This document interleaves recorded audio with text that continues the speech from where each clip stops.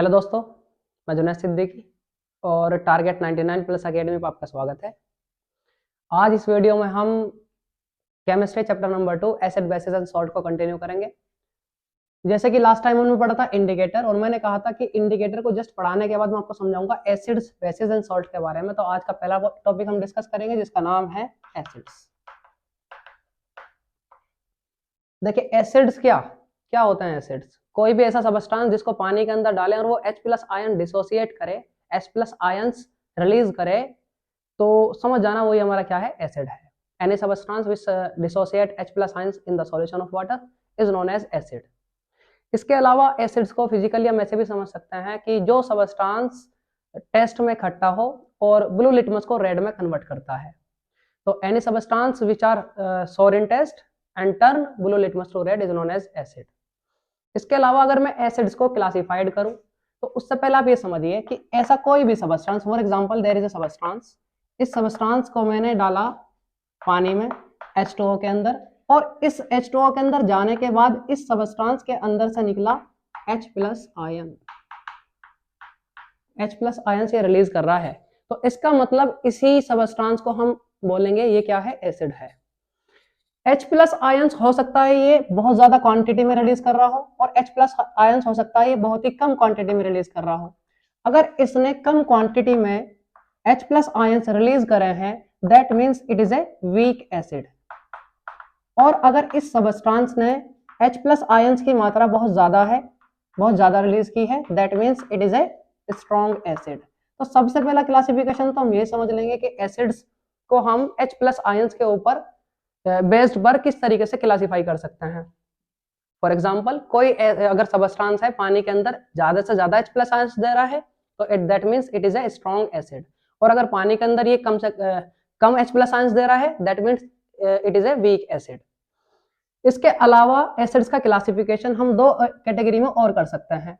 जैसे समझिए एसिड को एक कैटेगरी में डिवाइड करूंगा on the basis of occurrence, मतलब इसकी हमें प्राप्ति कहां से हो रही है, ये मिल कहां से रहा है हमें।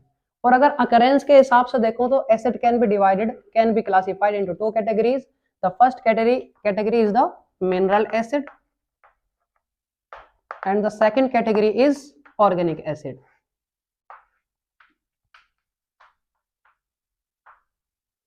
Organic acid and mineral acid.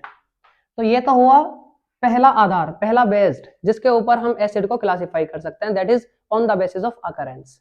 दूसरा इसका क्लासिफिकेशन है on the basis of amount of water present in the acid.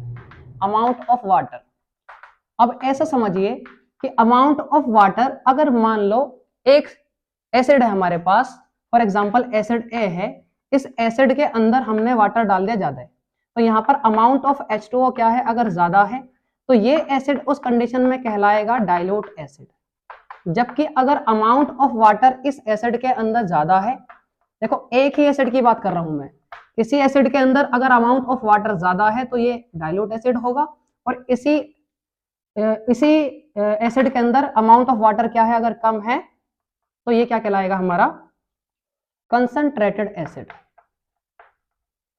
तो dilute acid and concentrated acid.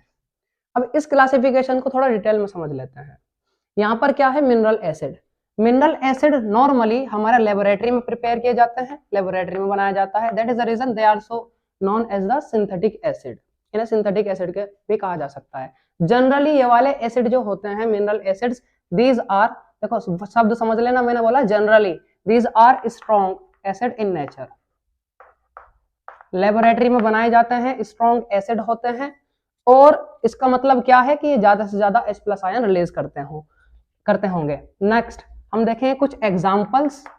Example number 1 इसके अंदर आपने पढ़ा ही होगा HCl, दूसरा H2SO4 और तीसरा HNO3।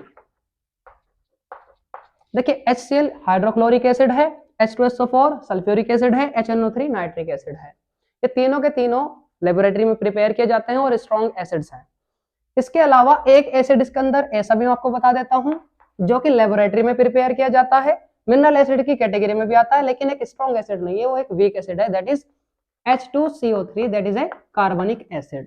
तो कार्बनिक एसिड वैसे तो कैटेगराइज्ड किया गया है इन द मिनरल एसिड, लेकिन मिनरल एसिड के अंदर ये हमारा वीक एसिड है, ना कि स्ट्रॉन्ग एसिड, मतलब H+ आयंस कम रिलीज करता है in the solution of water.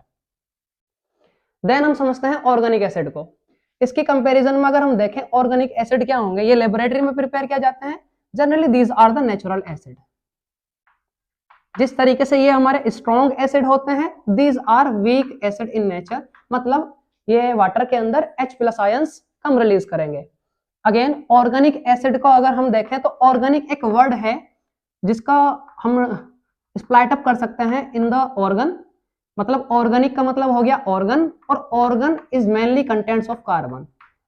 तो इन वाले एसिड के अंदर क्या मिलेगा, मेनली कार्बन मिलेगा। ये एसिड है जिनके अंदर ज्यादातर अमाउंट में कार्बन मिलेगा। अच्छा, ऐसे भी याद कर सकते हैं आप, ज्यादातर जितने भी एसिड कार्बन से मिलकर बने हुए हैं जिसके अंदर कार्बन है वो आपको वीक एसिड दिखाई देगा।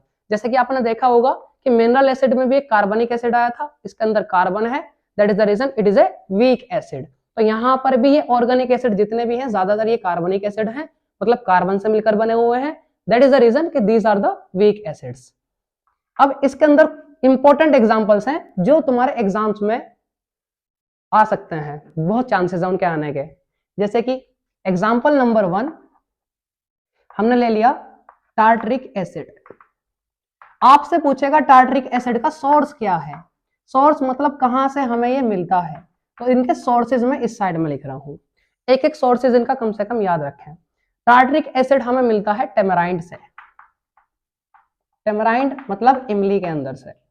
दूसरा लैक्टिक एसिड हमें मिलता है, हाँ बिल्कुल सही बता रहे हैं आप, कर्ड से या फिर सोर मिल्क से, खट्टा दूध या फिर छाय जो इसको बोलते हैं उससे मिलता है, दही से या फिर छाय से।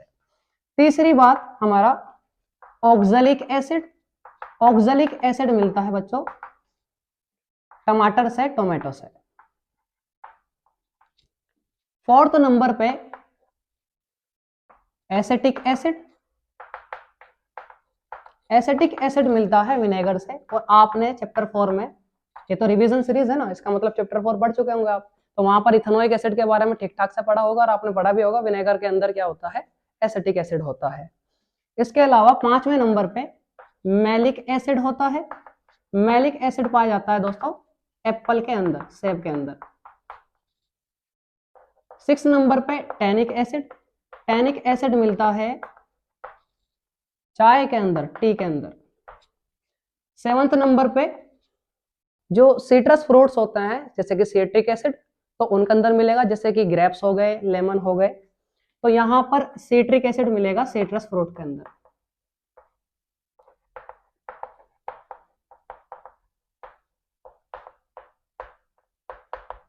तो these are some example which are very important from the examination point of view. तो आपसे गुजारिश है कि इनको याद करके जाएं।